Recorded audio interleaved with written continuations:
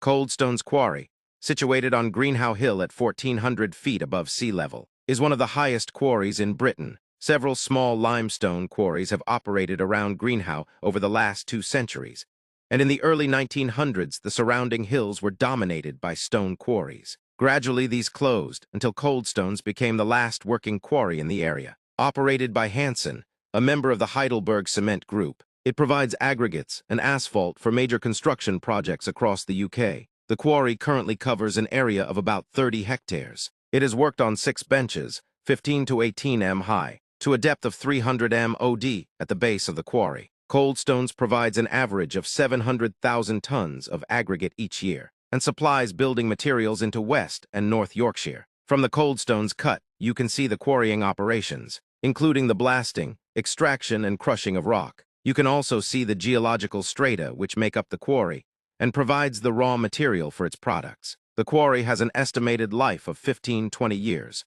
and after that time, it is anticipated that it will be allowed to green over and return to nature.